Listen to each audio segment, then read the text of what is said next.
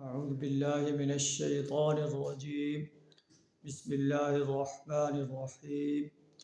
والعصر إن الإنسان لفي خسر إلا الذين آمنوا وعملوا الصالحات وتواصوا بالحق وتواصوا بالصبر صدق اللہ العظیم۔ سورہ والعصر آپ کے سامنے تلاوت کی ہے۔ یہ ایک مختصر مگر جامع صورت ہے۔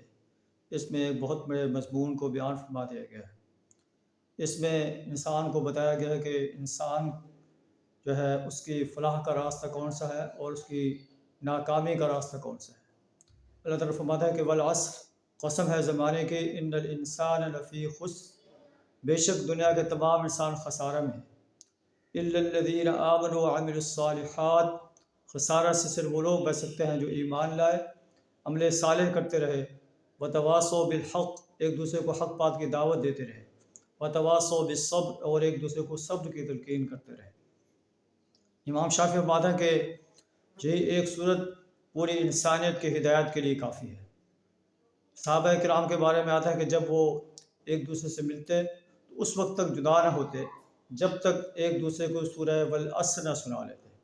تو ایمان کا معنی ہے اللہ پر ایمان لانا، کہ اللہ جو ہے پوری کائنات کو کنٹرول کر رہا ہے، وہ اکیلا حاجت روا ہے، مشکل کشا ہے، نظر و نیاز کا مالک ہے، اور پوری دنیا کے انسانوں کو اس نے جو ہے رہنمائی کے لیے کتاب ہدایت بھیجی ہے۔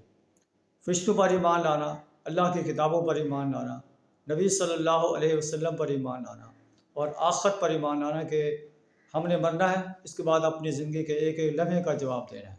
اللہ کی عدالت میں پیش ہو کر ہمیں اپنی جوانی، اپنی فرصت کے لمحات، اپنی صحت کے لمحات، مال کہاں سے کمایا، کہاں خرچ کیا، اس سب کا حساب دینا پڑے گا۔ عامل الصالحات، ایمان لانے کے بعد عمل صالح کرنا ہے۔ اگر عمل صالح نہیں ہے تو پھر بھی کامیاب نہیں ہے۔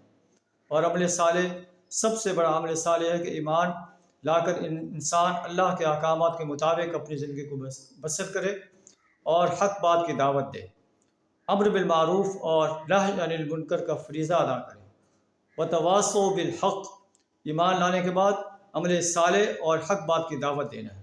اگر حق بات کی دعوت نہیں دیتا، باطل سر اٹھا رہا ہے اور حق اپنے گھر میں بیٹھا ہوا خاموشی سے اس کو برداشت کر رہا ہے، تو اللہ فرماتا ہے کہ یہ انسان بھی خسارے میں رہے گا۔ وتواصوا بالحق وتواصوا بالصبر، ایک دوسرے کو صبر کی تلقین کرنا۔ جب آپ حق کے لیے میدان عمل میں آئیں گے تو آپ کو مشکلات کا سامنا کرنا پڑے گا، تو آپ نے اس پر خود بھی صبر کرنا ہے اور اپنے ساتھیوں کو بھی صبر کی دعوت دینی ہے۔ تو یہ صورت ہمیں بتا دے کہ ایک اجتماعیت میں جو ہے مسلمان وہ رہیں، اجتماعیت اپنے اندر قائم کریں، اور اللہ کے دین کو غالب کرنے کے لیے اجتماعیت کے ساتھ اس کو جو ہے اس میں اپنا کردار ادا کریں۔ امام راضی رحمہ اللہ فرماتے ہیں کہ میں نے سورہ والعصر کا جو مطلب ہے وہ ایک بزرگ کے اس قول سے سیکھا، جو یہ صدا لگا رہا تھا کہ رحم کرو اس شخص کے حال پر جس کا سرمایہ گھلا جا رہا ہے۔ تو انسان کی زندگی بھی برف کی طرح جو ہے وہ ختم ہو رہی ہے۔ اگر برف فروش کی برف جو ہے اس کو کوئی نہیں خریدے گا تو آخر کار اسے نقصان کا سامنا کرنا پڑے گا۔ اگر انسان اپنی زندگی کے ان لمحات کو ایمان، عمل صالح، حق بات کی دعوت اور صبر کی تلقین کے ساتھ بسر نہیں کرے گا تو اسے بھی دنیا میں بھی اور آخرت میں بھی ناکامی کا سامنا کرنا پڑے گا۔ اللہ سے دعا کریں ہمیں قرآن کی ان سنہری ہدایات پر عمل کرنے کی توفیق عطا فرمائے۔ وآخر دعوانا ان الحمد للہ رب العالمین۔